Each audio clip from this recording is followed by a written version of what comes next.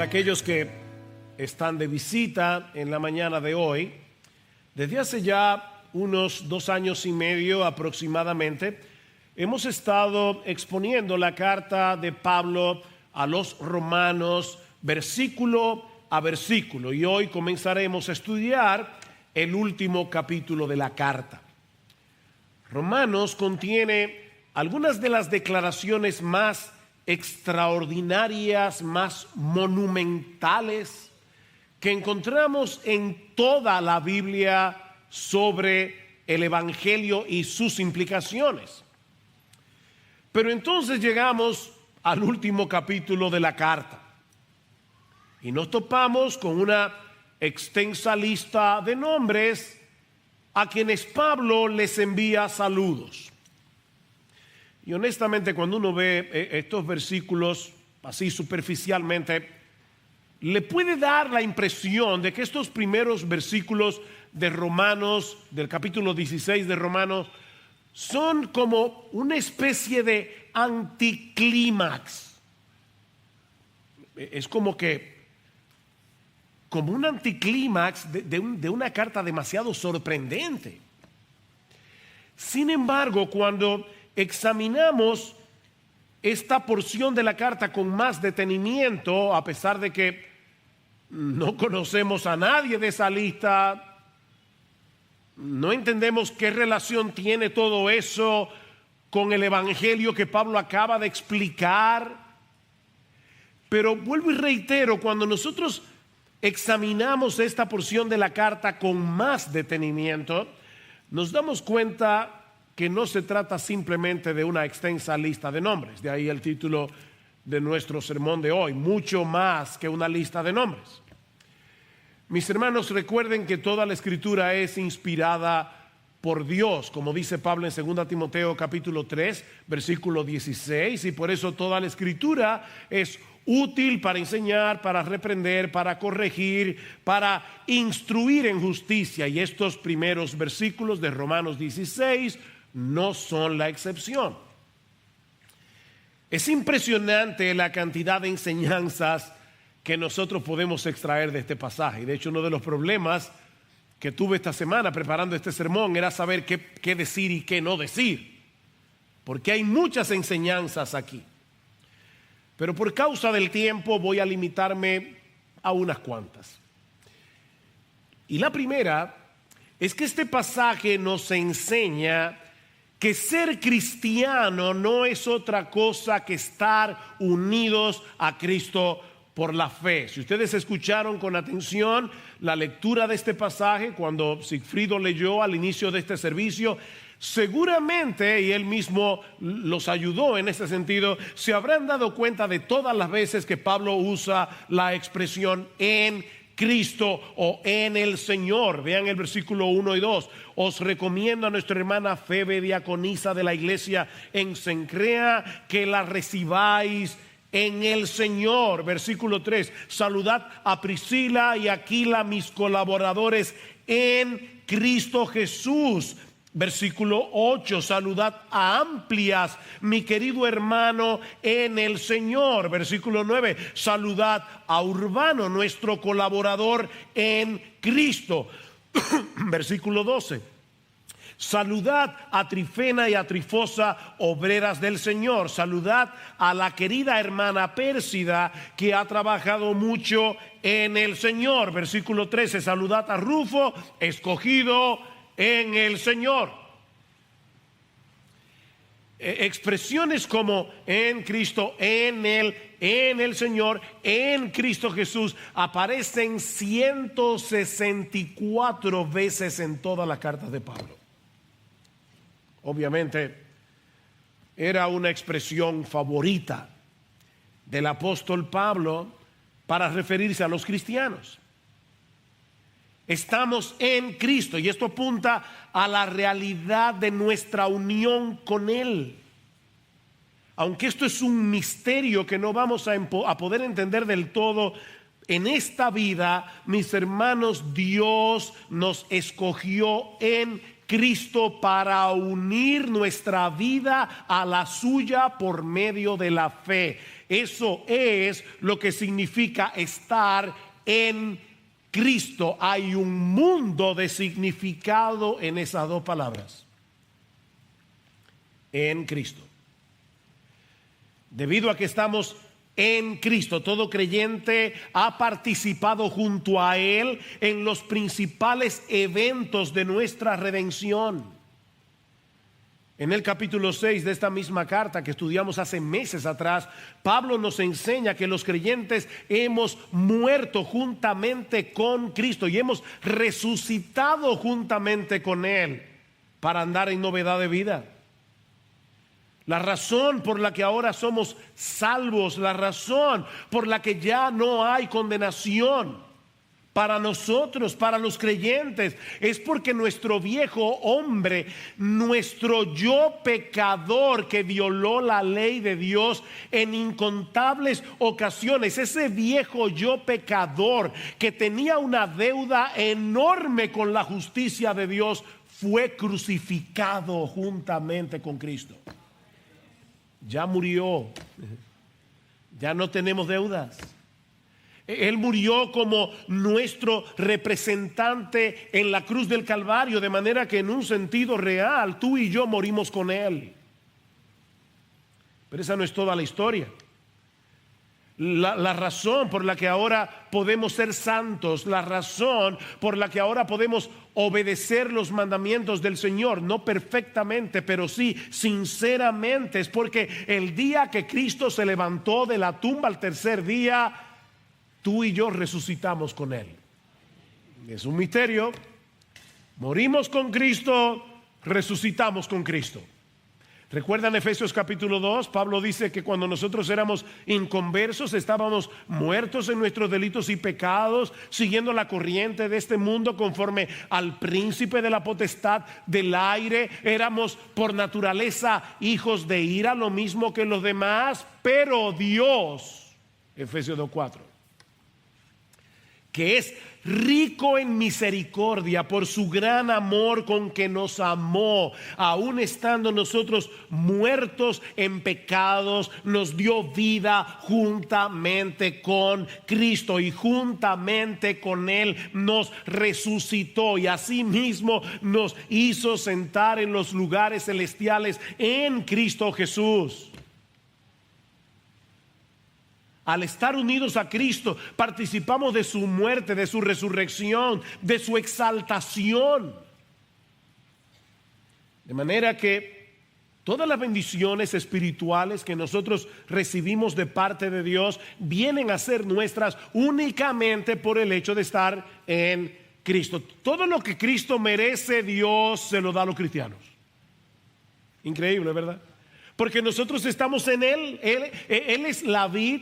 Nosotros somos los pámpanos, Juan capítulo 15. Él es la cabeza, nosotros somos el cuerpo. Él es nuestra vida, dice Pablo en Colosenses capítulo 3, versículo 4. El que tiene al Hijo tiene la vida, primera de Juan capítulo 5, versículo 12. De manera, mis hermanos, que la salvación no es como una especie de elixir de vida eterna que Dios le da a aquellos que creen en Cristo, como si fuera algo que viene a nosotros por causa de Cristo. No, la vida eterna es Cristo. La vida eterna es Él. Y nosotros estamos en Él, unidos a Él, escondidos en Él. Todo lo que somos, todo lo que tenemos espiritualmente depende única y exclusivamente por causa de nuestra unión con Cristo. Bendito sea el Dios y Padre de nuestro Señor Jesucristo, Efesios 1:3, que nos bendijo con toda bendición espiritual en los lugares celestiales en Cristo, según nos escogió en Él antes de la fundación del mundo, para que fuésemos santos y sin mancha delante de Él, en amor, habiéndonos predestinado para ser adoptados hijos suyos por medio de Jesucristo, según el puro afecto de su voluntad, para la gloria de su gracia, con la cual nos hizo aceptos en el amado. Nosotros somos aceptados por Dios porque estamos en el amado de Dios. Este es mi hijo amado, en quien yo tengo toda mi complacencia. Bueno, nosotros estamos en ese hijo, escondidos en ese hijo. Y cuando Dios el Padre nos ve, Él nos ve como si estuviera viendo a su hijo mismo. Eso es ser cristiano. No se trata simplemente de levantar la mano en una iglesia, hacer una decisión por el Señor, invitar a Jesús a venir al corazón. No, es mucho más que eso, es mucho más grandioso que eso. Cuando nosotros venimos a Cristo en arrepentimiento y fe, Cristo nos bautiza en su Espíritu y Dios el Padre une nuestra vida con la suya. Eso no lo podemos entender de este lado de la eternidad, pero es tan real como que tú y yo estamos en esta iglesia hoy en la mañana. Pero este pasaje también nos enseña, en segundo lugar, que por causa de nuestra unión con Cristo, estamos unidos unos a otros con un vínculo de amor entrañable. Este pasaje, esta lista de nombres, nos enseña que por causa de nuestra unión con Cristo, estamos unidos unos a otros con un vínculo de amor entrañable. Una de las consecuencias de estar en Cristo es el hecho de que amamos a todos aquellos que están igualmente en Él. Nosotros sabemos que hemos pasado de muerte a vida. ¿En qué? Porque amamos a los hermanos. De ahí todas las expresiones de afecto que nosotros encontramos en esta carta. Y no olviden que Pablo escribió esta carta inspirado por el Espíritu de Dios, de manera que lo que Pablo está diciendo aquí lo está diciendo de verdad. Escuchen, versículo 5. Saludad a mi querido hermano Epeneto. Versículo 8. Saludad a Amplias, mi querido hermano en el Señor. Versículo 9. Saludad a Urbano, nuestro colaborador en Cristo, y a mi querido hermano Estaquis. Versículo 12. Saludad a Trifena y a Trifosa, obreras del Señor. Saludad a la querida hermana Pérsida. Versículo 13. Saludad a Rufo, escogido en el Señor, también a su madre y mía. Qué tierno, ¿verdad? Rufo muy probablemente es hijo de Simón de Cirene, el que ayudó a cargar la cruz de Cristo camino al Calvario. Porque Marcos, que escribió para los romanos, es el único que menciona que Simón de Cirene tenía dos hijos, Rufo y Alejandro. Y aquí aparentemente este Rufo, que está precisamente en la iglesia de Roma, era conocido por los hermanos. Y Pablo les dice, saluden a Rufo y saluden a su madre, que es como si fuera la mía. Versículo 16. Saludaos los unos a los otros con un beso santo, con una expresión real de afecto, con una expresión real de cariño. Y todas las iglesias de Cristo os saludan.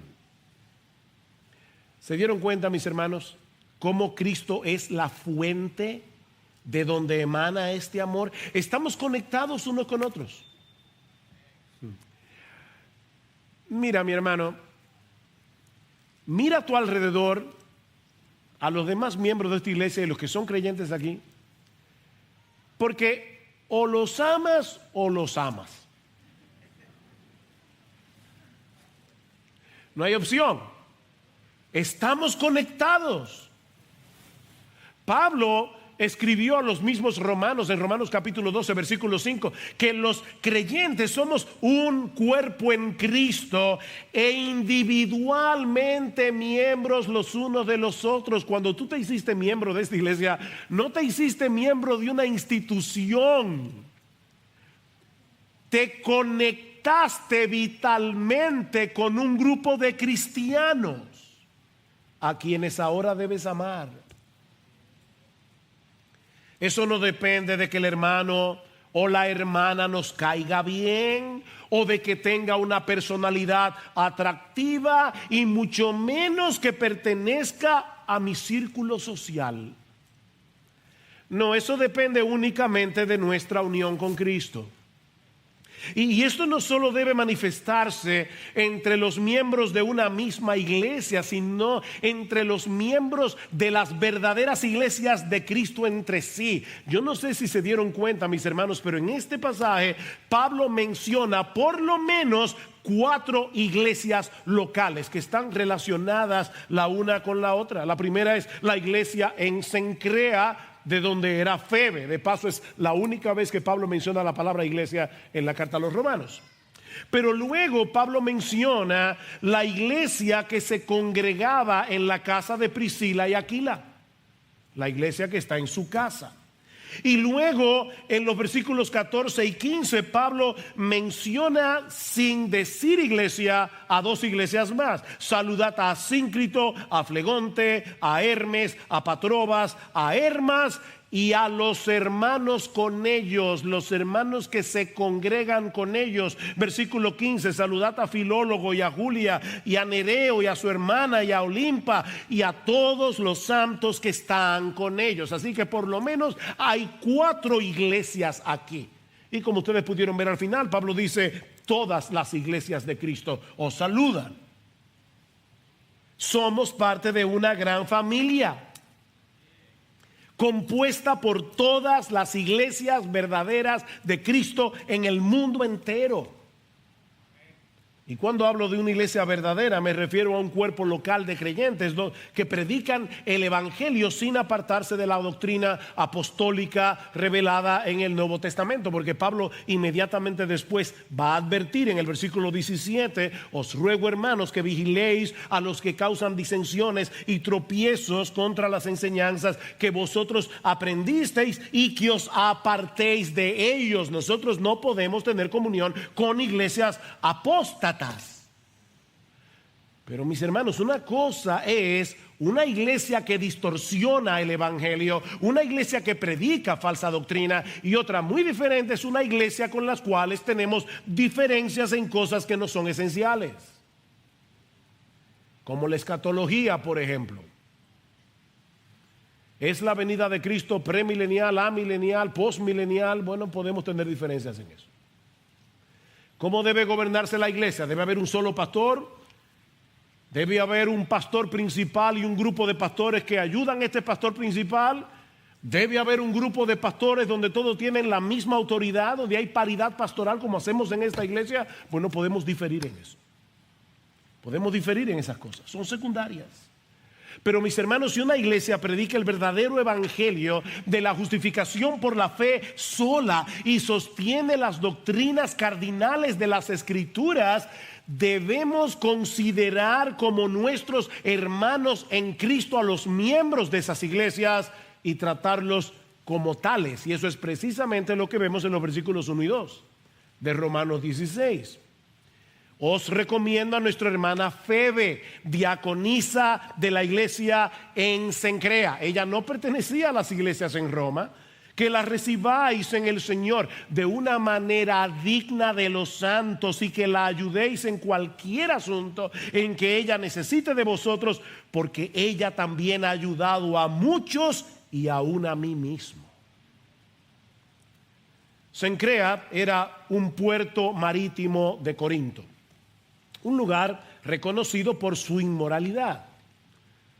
Pero Dios levantó en Cencrea una iglesia y allí salvó a Febe, que muy probablemente tenía un trasfondo pagano. El nombre de Febe proviene de la mitología griega. Muchos comentaristas entienden, y yo creo que con mucho peso, que Febe fue la mensajera que llevó la carta de Pablo a los romanos. Febe era una mujer rica, con muy buena posición social, que tuvo que ir a la capital del imperio para resolver algunos asuntos personales. Y Pablo confiaba tanto en esta mujer. Recuerden que la carta a los romanos se escribió desde Corinto. ¿Dónde estaba Febe? En el puerto de Cencrea, en Corinto. Y Pablo confiaba tanto en esta hermana que le confió uno de los documentos más fundacionales del Nuevo Testamento, la carta de Pablo a los romanos. ¡Qué confianza! Febe era una hermana fiel, reconocida por su servicio. Dice Pablo, ella es diácono. Esta palabra significa simplemente servidor o servidora. No necesariamente implica que Febe era oficialmente diácono de la iglesia en Cencrea, pero evidentemente Febe era reconocida por su servicio en Cencrea. Esta hermana había ayudado a muchos, dice Pablo, incluyéndolo a él mismo. Y la palabra que usa aquí, que se traduce como ayudar, da la idea de patrocinar, de ser una benefactora. Febe era reconocida por ser una benefactora de los hermanos. Y ahora Pablo les dice a los romanos que la traten con esa misma reciprocidad. Ayuden a esta hermana que ha servido a tantos en el pueblo de Dios. Háganla sentir bienvenida, recíbanla en el Señor como una hermana, como parte de la misma familia, como hija del mismo Padre, como salvada por el mismo Salvador. ¿Cómo es digno de los santos? ¡Wow! Recíbanla de esa manera. No porque es rica, sino por ser vuestra hermana. Por ser vuestra hermana. Estaba pensando que en estos días hay muchos creyentes que están saliendo de sus países porque la situación es difícil. ¿Y saben qué? Muchos están llegando a República Dominicana. Nosotros tenemos una buena oportunidad para mostrar que Dios ama a los extranjeros.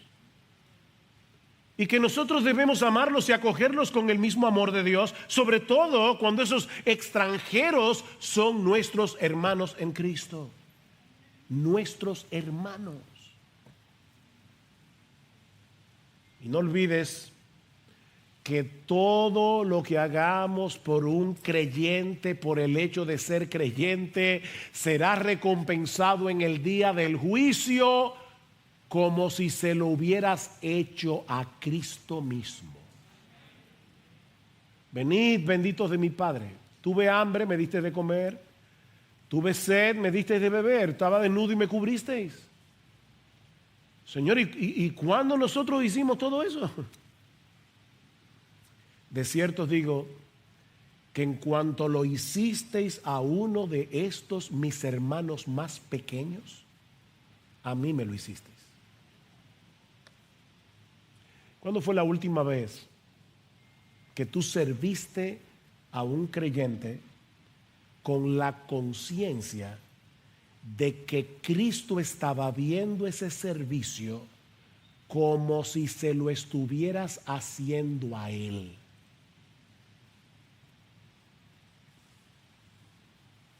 Lo que nos lleva a la tercera enseñanza que podemos extraer de este pasaje. Somos cristianos porque estamos unidos a Cristo. Porque estamos unidos a Cristo, estamos unidos los unos con los otros, por los otros, y debemos amarnos unos a otros y expresarnos ese amor. ¿Cuándo fue la última vez que tú te referiste a un hermano como mi querido hermano, mi querida hermana? Pablo no tenía problemas con abrir su corazón y decirle a la gente: yo te amo, yo te quiero en el Señor. Pero este pasaje también nos enseña que si nosotros estamos unidos a aquel que siendo rey se hizo un siervo, el servicio a los demás debe ser una marca distintiva en la vida del cristiano. El servicio a los demás. Dice en Marcos capítulo 10 versículo 45 que el Señor Jesucristo no vino para ser servido, sino para servir y para dar su vida en rescate por muchos. El Rey de la gloria, como cantábamos hace un momento, el dueño de todo lo creado, tomó la decisión de venir al mundo en forma de siervo para llevar a cabo el servicio más costoso que alguien haya podido hacer jamás: dar su propia vida por sus enemigos para rescatarlos de la condenación del infierno. Y ahora yo te pregunto, ¿hay algún tipo de servicio que sea demasiado humillante o demasiado difícil para que un creyente se niegue a hacerlo teniendo la posibilidad de hacerlo? Esa disposición al servicio era evidente en estos cristianos del primer siglo a los que Pablo saluda aquí. Febe puso sus recursos al servicio de muchos en la iglesia, incluyendo al mismo Pablo. Algunos estuvieron dispuestos a pagar un alto precio por su servicio a otros. Versículo 3: saludad a Priscila y a Aquila, mis colaboradores en Cristo Jesús, los cuales expusieron su vida por mí. ¿Saben lo que dice el texto literalmente? Los que arriesgaron su cuello por mí. A quienes no solo yo doy gracias, sino también todas las iglesias de los gentiles. No sabemos cuándo fue que Priscila y Aquila estuvieron a punto de sacrificar el cuello por Pablo, pero hasta ese punto llegaron por cuidar a su amado amigo, el apóstol Pablo. Arriesgaron su cuello. Y dice Pablo, y no solo yo doy gracias. Una nota interesante aquí. A veces nosotros somos tan ultra espirituales que decimos, no, pero a la larga fue Dios que le dio la gracia para hacerme ese servicio. Por lo tanto, es a Dios a quien yo le doy gracias. Parece muy espiritual, pero es muy antibíblico. Sí, dale gracias a Dios, pero dale gracias a ese hermano. Dale gracias a esa hermana. Pablo no tenía problema en decirle, no solo yo le doy gracias a Priscila y Aquila, estoy agradecido con Priscila y Aquila. Todas las iglesias le dan gracias. Y yo no sé si al final de cuentas Pablo está pensando, le dan gracias por haber salvado a un apóstol, o es que Priscila y Aquila sirvieron a muchísima gente. Porque a Priscila y Aquila los encontramos 6 veces en el Nuevo Testamento. Y se movían. Una vez estaban en Corinto, otra vez estaban en Efesios, en Éfeso, ahora están en Roma, y donde quiera ponían una iglesia. Versículo 6. Saludad a María, que ha trabajado mucho por vosotros. Y la palabra que usa Pablo allí es kopiao, una palabra griega que significa trabajar arduamente. Es la misma palabra que aparece en Apocalipsis capítulo 2, cuando Cristo le dice a la iglesia en Éfeso, yo conozco tu arduo trabajo y paciencia. Pablo dice, saluden a María, ella ha trabajado arduamente por ustedes. Versículo 7. Saludad a Andrónicos y a Junias, mis parientes y compañeros de prisión.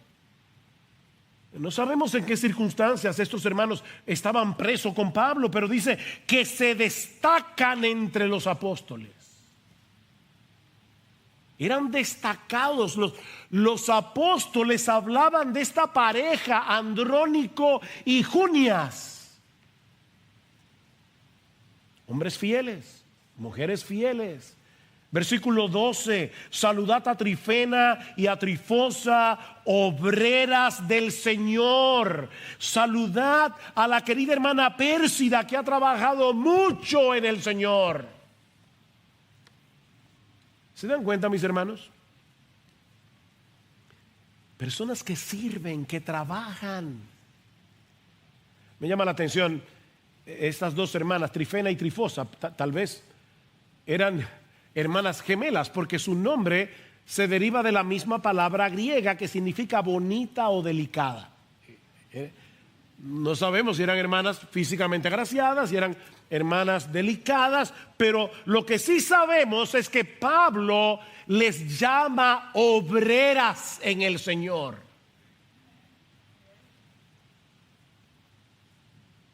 Sí, todos conocemos a Pablo. Todos sabemos muchas de las cosas que Pablo hizo para la expansión de su reino, pero ¿saben qué, mis hermanos? La obra del Señor no depende de un solo hombre. La obra del Señor no depende de un hombre. Pablo trabajaba en equipo. Por eso dice en el versículo 21, Timoteo, mi colaborador, os saluda, más saludos. Y también Lucio, Jasón y Sosípater, mis parientes. Yo, Tercio, que escribo esta carta, os saludo en el Señor. Gayo, hospedador mío y de toda la iglesia, os saluda. Gayo. No sabemos si es el anciano Gayo que menciona Juan, pero este hombre era un hospedador. Y Pablo quiso que toda la iglesia durante 2000 años y hasta que Jesucristo venga, sepan que Gayo lo hospedó en su casa. Pablo sabía lo que era trabajar en equipo. Él era lo suficientemente humilde como para saber que necesitaba a otros, y era lo suficientemente humilde como para reconocer el trabajo de otros. Mis colaboradores, mis colaboradores, mis colaboradores. Miren, de no haber sido por esta lista de nombres, nosotros nunca nos habríamos enterado de este grupo de hombres y mujeres cuyo trabajo para el Señor era digno de alabanza y gratitud por todas las iglesias, incluyendo al mismo Pablo. No tenemos idea de lo que había hecho María, la del versículo 5, o por qué Andrónico y Junias se destacaban entre los apóstoles, o por qué Pablo se refiere a Trifena y a Trifosa como obreras en el Señor, o en qué había trabajado tanto la querida hermana Pérsida. No lo sabemos. Lo que sí sabemos es que todos ellos pusieron sus dones y recursos al servicio del Señor y de su iglesia. ¿Saben que leyendo esto hice un ejercicio de imaginación? Si Pablo viviera en esta época y Pablo conociera a algunos hermanos de IBCJ y Pablo escribiera una carta y enviara saludos, ¿qué diría de ti? ¿Qué hubiera puesto Pablo aquí? ¿O qué diría de mí? Yo creo que es un ejercicio interesante. No todos tenemos los mismos dones, no todos tenemos las mismas capacidades, no todos vamos a tener el mismo grado de visibilidad en nuestro servicio al Señor. Pero mis hermanos, el cuerpo solo puede funcionar cuando todos sus miembros funcionan.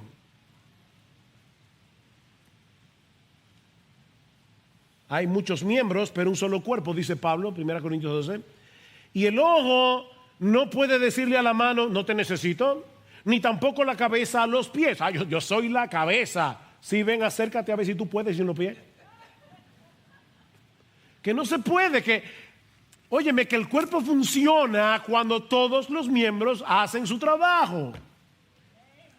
Y Pablo añade, la verdad es que los miembros del cuerpo que parecen ser los más débiles son los más necesarios. ¿Oyeron eso? No hay miembros inútiles en el cuerpo de Cristo. No hay miembros inútiles. Cristo te dio dones. Dice Pedro, cada uno, según el don que ha recibido, ministrelo a los otros como buenos administradores de la multiforme gracia de Dios. Dios viene con su multiforme gracia y a unos le da dones para predicar, a otros para enseñar, a otros para tocar instrumentos, a otros para aconsejar, a otros para consolar, a otros para interceder, y así funciona la iglesia. ¿Sabes cuál es la única manera en que tú puedes descubrir tu don? Estando atento a las necesidades de tus hermanos y de tu iglesia e involucrándote en todo lo que tú te puedas involucrar. Hay una necesidad, heme aquí, envíame a mí. Y ahí te vas a dar cuenta en que tú eres usado y en que no. Pero involúcrate. Muchos hermanos aquí de los más mayorcitos seguro recordarán el nombre de Johnny Faris.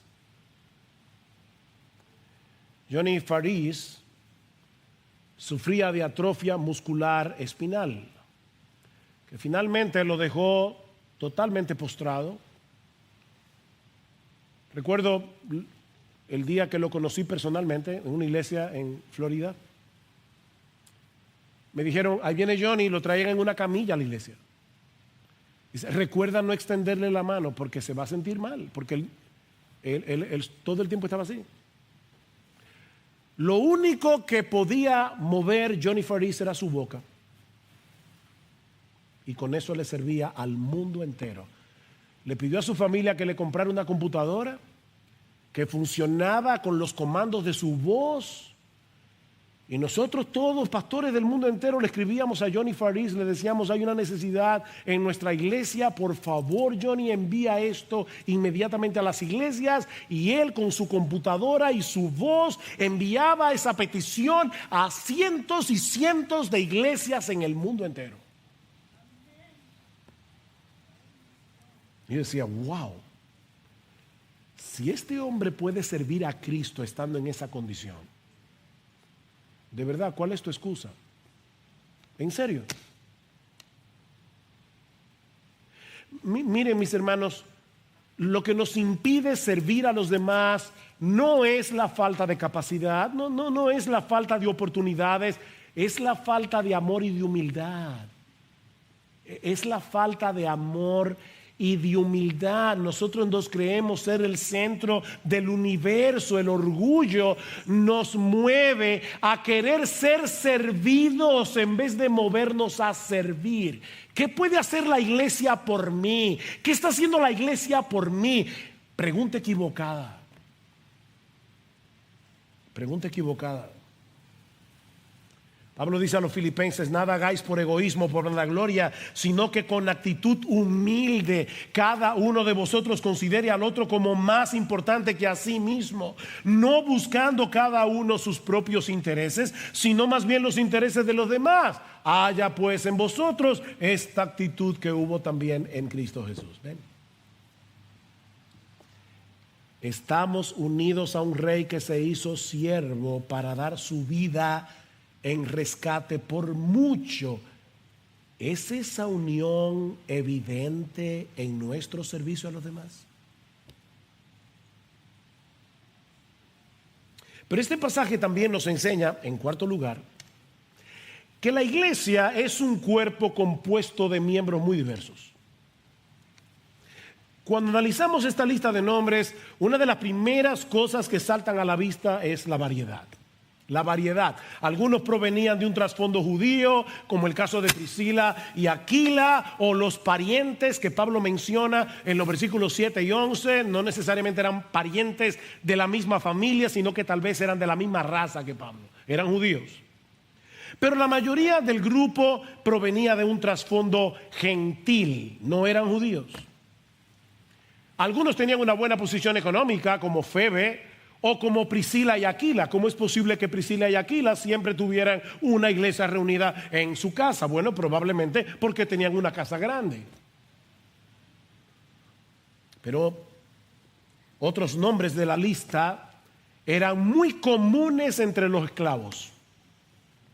Hay cartas del siglo I que revelan cuáles eran los nombres que mayormente se les ponía a un esclavo, como es el caso de Amplias, Urbano, Hermes, Filólogo, Julia.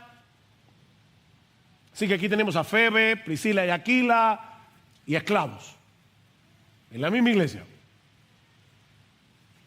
De las 26 personas nombradas, 9 son mujeres. Y de esas 9, 5 son destacadas por su trabajo en el Señor. Y eso es importante en una época como esta, donde acusan a Pablo, la Biblia, al cristianismo de machista. No, creo que se ha enfatizado demasiado, aún en las iglesias evangélicas, el hecho de que las mujeres no pueden ser pastoras. Y la razón por la que enfatizamos eso es, asómbrense, porque las mujeres no pueden ser pastoras. Ahora bien, es como, para algunas personas, es como si esa prohibición quisiera decir que ya las mujeres no pueden hacer nada a favor de su iglesia. Como si Como si lo único que existe es ser pastor. Ahora yo me pregunto, ¿y qué hacen los hombres que no son pastores? También pueden servir, porque no todos los hombres son pastores, obviamente. Ninguna iglesia puede salir adelante si a sus mujeres se les impide poner sus dones en operación. Mis hermanos, humanamente hablando, repito, humanamente hablando, porque Dios es soberano, no tendríamos la carta a los romanos de no haber sido por la fidelidad de Febe, porque era una mujer confiable. Pero el punto que quiero resaltar aquí es que la composición de las iglesias en el primer siglo era muy variada. ¿Y por qué yo digo esto? Bueno, hace unas décadas atrás se puso de moda un movimiento llamado Igle-Crecimiento, y lamentablemente la tesis o la hipótesis de este movimiento todavía sigue vigente en el día de hoy. Ellos plantean el hecho de que las iglesias que tienen más oportunidades de crecer numéricamente son aquellas cuya membresía es lo más homogénea posible. Y nosotros vemos en el día de hoy la iglesia de coreanos, y la iglesia de dominicanos, y la iglesia de extranjeros, y la iglesia de personas de color, y la iglesia de blancos rubios de ojo verde. Vayan a Estados Unidos, ustedes van a ver iglesias donde usted entra y si usted es blanco va a ser el único blanco que hay. Mis hermanos, eso es totalmente opuesto a las enseñanzas del Nuevo Testamento. De hecho, es totalmente opuesto a la enseñanza de este mismo pasaje, porque como hemos visto ya, Pablo en la lista de saludos menciona por lo menos 3 iglesias en Roma, y estaban todos mezclados. Agrupar a personas con intereses comunes o pertenecientes a la misma clase socioeconómica o al mismo parecido nivel educativo, eso no tiene nada de extraordinario. Así es como se suelen formar los clubes, ¿no es así? Pero la iglesia no es un club. La iglesia es un cuerpo en Cristo, es una familia. Es precisamente la unidad en la diversidad lo que hace brillar más ampliamente la gloria de Dios en la iglesia, porque solo el poder del evangelio puede unir en un solo cuerpo, en una misma familia, a personas que son tan diferentes entre sí, porque el vínculo que nos une es Jesús. Ese es el vínculo. Pobre, rico, blanco, amarillo, negro, educado, ignorante, no educado, lo que sea. Que eso no importa en la iglesia, eso no tiene ninguna relevancia en la iglesia. Lo único que tiene relevancia en la iglesia, que es lo único que va a tener relevancia en el día del juicio, es: ¿tú estás en Cristo, sí o no? Si estás en Cristo, eres mi hermano, eres mi hermana.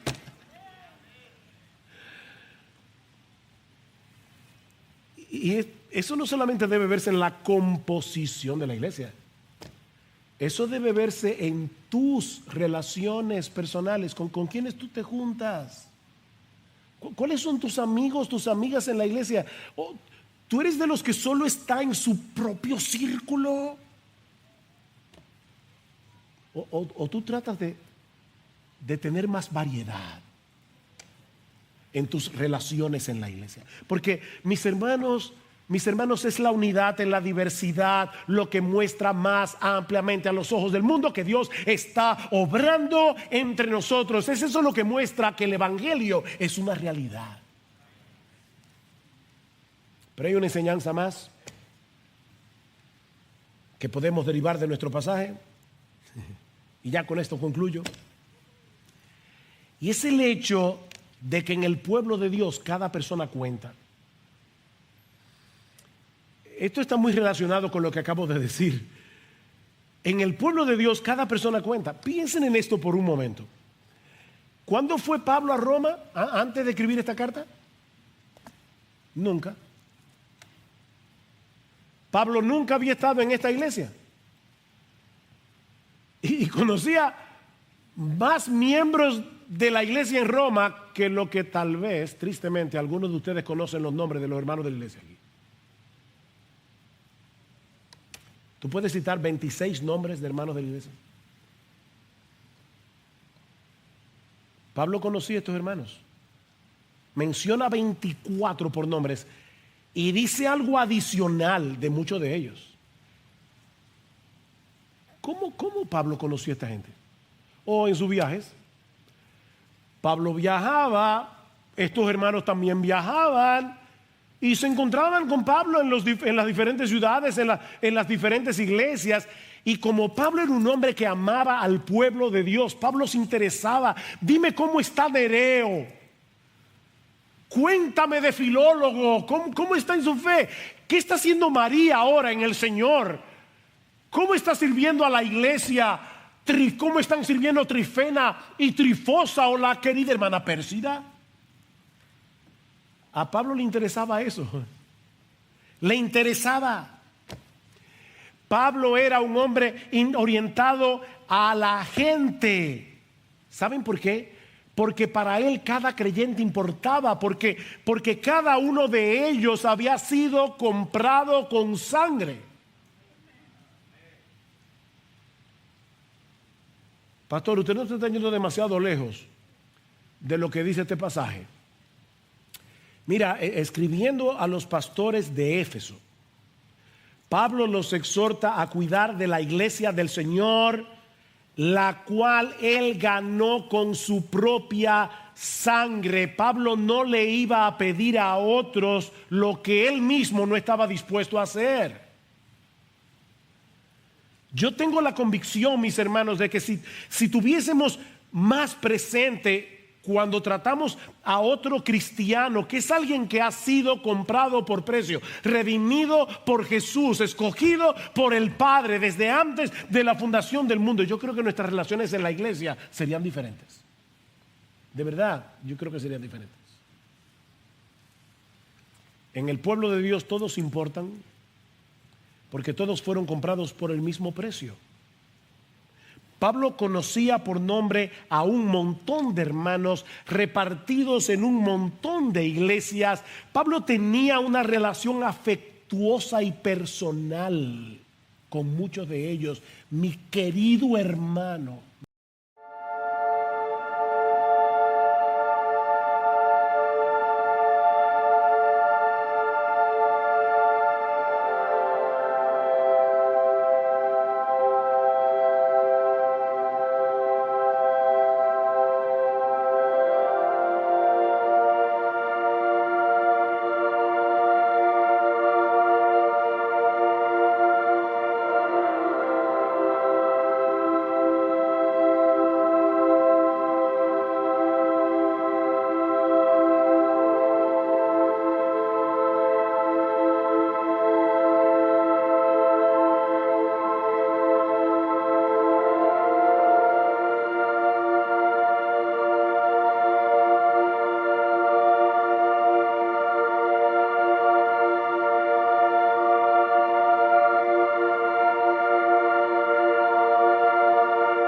Mi querida hermana, Pablo no tenía ínfulas de grandeza. ¿Saben que hay pastores que andan con guardaespaldas para que la gente no se les acerque? Yo he oído, eso lo oí en Colombia, de pastores que ellos llegan, ni siquiera cuando la gente está cantando, a ellos no les importa eso, ellos llegan a hacer lo suyo. Y cuando predican, ahí vienen sus escuderos y los sacan. ¿Saben por qué? Porque ellos creen que si los hermanos comunes y corrientes los tocan, se les va el poder. Cuando yo oí eso la primera vez, yo no lo podía creer. ¿Saben que muchos consideran a Pablo como probablemente el más grande teólogo, el más grande predicador y el más grande pastor que ha tenido la iglesia de Cristo en toda su historia, exceptuando obviamente al Señor Jesucristo? ¿Se imaginan lo que muchos podían sentir ante la perspectiva de pasar una tarde con Pablo? Este hombre era brillante. ¿Y de qué voy a hablar con él? Y ¿no pareceré demasiado ignorante? ¿O demasiado tonto? Hay un refrán que dice: es mejor callar y pasar por tonto que hablar y confirmar que lo eres. Y eso mueve a muchas personas. Que él es tímido porque tiene baja autoestima. No, él es así, tan callado y no quiere hablar porque tiene temor de quedar mal, y eso se llama orgullo. Pero a donde quiero llegar es que esta lista de nombres revela las relaciones afectuosas que Pablo tenía con hermanos y hermanas. Pablo era afectuoso. Saluden a mi querido hermano Epeneto, a Amplias, mi querido hermano en el Señor, a la querida hermana Pérsida. Saludad a Rufo, escogido en el Señor, y también a su madre y mía. ¿Saben que si Pablo veía a esta hermana, a esta señora, como una madre, es muy probable porque ella lo veía a él como a un hijo? El gran apóstol Pablo, y la mamá de Rufo decía: no, Pablo es como si fuera un hijo mío. Cuando él llega a mi casa, Pablo se comporta como Pedro por su casa. La gente veía a Pablo como un hombre accesible. ¿Saben por qué? Porque era evidente que a Pablo le interesaban las personas. Mira, eso se nota. Tú estás hablando con alguien y tú sabes cuando sus ojos te están mirando, pero la mente anda por Plutón. Tú lo notas eso. O cuando alguien te está prestando toda su atención, porque tú le interesas. Pablo era un hombre accesible. La gente no lo veía como un super cristiano al que nadie se le podía acercar. Mi hermano, mi hermana, haz el esfuerzo de conocer a tus hermanos. Interésate por cada uno de ellos como miembros que somos de una misma familia en Cristo. ¿Alguna vez tú te has puesto a pensar cómo debería impactarnos el hecho de que para Cristo ninguno de los suyos pasa desapercibido?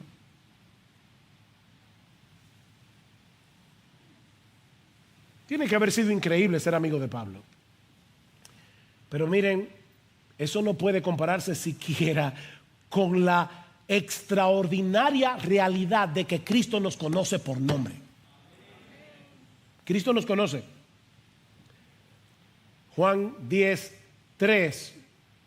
Yo llamo a mis ovejas por nombre. Él no nos ve como parte de un montón, ni nos trata como parte de un montón. Si Cristo escribiera una carta a su iglesia universal, ¿saben qué? Él podría enviarle un saludo personal a cada creyente de cada época, de cada país, de cada tribu, porque Él los conoce a todos por nombre y apellido. Él te conoce. Él te conoce íntima y profundamente. En conclusión, este pasaje sí guarda relación con todo lo que hemos visto sobre el Evangelio a lo largo de esta carta. Esta lista es un reflejo del tipo de